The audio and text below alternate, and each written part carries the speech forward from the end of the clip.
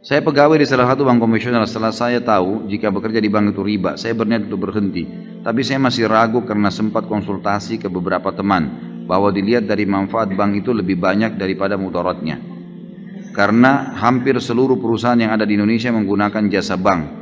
Baik, kira-kira kalau antum meninggal dunia, antum akan bilang sama Allah apa nih? Ya. Oh, ini karena banyak manfaatnya buat orang.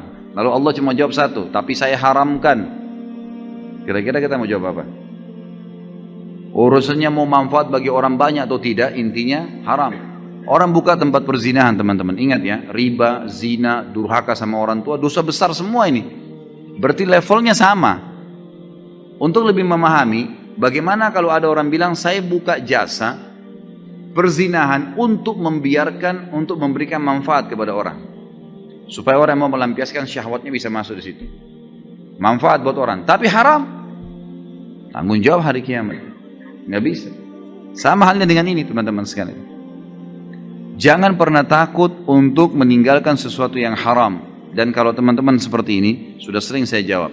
Kalau antum sedang ada perasaan takut mau meninggalkan karena ini haram, datang ke seorang ustadz, saya mau tinggalkan nih, tapi saya nggak tahu nih, saya nggak tahu harus bagaimana nanti nama baik saya sudah terlanjur punya kerjaan, teman-teman saya, keluarga saya, kemudian saya juga sudah punya pendapatan, dan seterusnya lah, fasilitas kendaraan dan macam-macam. Kalau saya tinggalkan, maka martabat saya, nama saya, makanan saya, semuanya terganggu nih. Dan itu, seperti itulah. Lalu bagaimana hukumnya? Tetap, jawaban agama haram. Dan kalau anda mau lebih pasti, lebih aman, tinggalkan. Karena kalau tetap bertahan pada sesuatu yang haram, konsekuensi pembersihannya lebih lama.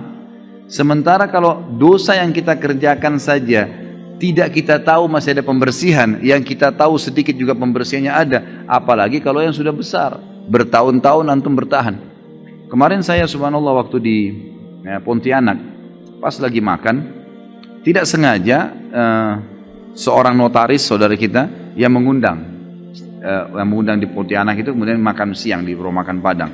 Dia undanglah teman-temannya dia, di antaranya kepala cabang bank konvensional di situ.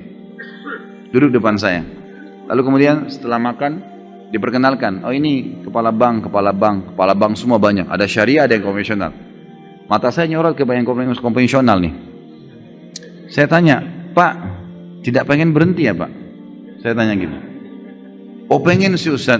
Ini ditunjuk temannya notaris, saya nggak usah sebutin namanya. Ini Bapak ini tahu betul saya ingin berhenti. Terus kenapa nggak berhenti Pak? Iya, lagi mengatur strategi. Gitu. Baik. Kalau dalam mengatur strategi ini Bapak mati bagaimana? Ini di meja makan nih, saya ngomong gitu. Kalau Bapak mati sementara atur strategi, bagaimana tanggung jawabnya hari kiamat? Dia diam. Coba Bapak pikirin coba. Ingat Pak, prestasi dunia ini hanya akan kita tinggalkan di dunia. Di akhirat, apa yang Bapak lakukan dari kebaikan akan diterima. Pikirkan baik-baik ini. 1 dirham riba, dalam hadis dikatakan lebih berat daripada 36 kali berzina. Riwayat lain lebih berat daripada berzina dengan ibu sendiri. Bapak sudah tahu belum itu? Iya Ustaz. Baik. Apa yang Bapak kira-kira mau lakukan sekarang? Saya tanya gitu. Saya mau tinggalkan. Tapi kira-kira kiat-kiatnya Ustaz. Baik.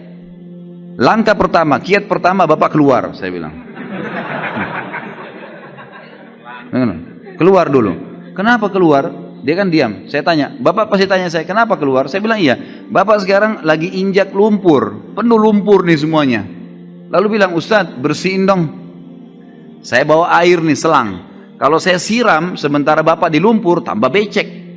Saya sampaikan hukum, Bapak masih tetap mau kerja di situ, tambah beban tuh. Pulang tambah terfikirkan, tambah ini. Jadi serba susah.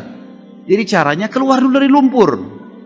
Keluar di jalan, saya siram tuh. Bersih, keringin bisa lari.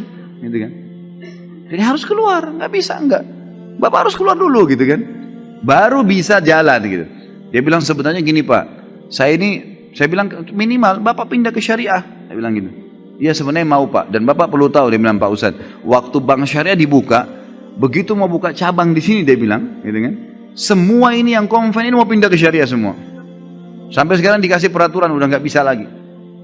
Jadi ini yang membuat masih tertahan. Baik, kiat pertama dari saya keluar. Kiat kedua, Bapak mulai memikirkan dari uang yang ada untuk buka usaha. Usaha-usaha. Yang ketiga, Jelaskan pada istri, pada anak, supaya mereka tidak kaget tentang masalah haram. Ajak mereka supaya satu rumah semua kerjasama untuk itu. Yang keempat, bertawakal kepada Allah. Sudah. Kalau enggak, nanti kalau mati bagaimana tanggung jawabnya? Allahu a'lam. Jadi seperti itulah kurang lebih nasihat saya kepada penanya tadi, seperti saya sampaikan ke sana.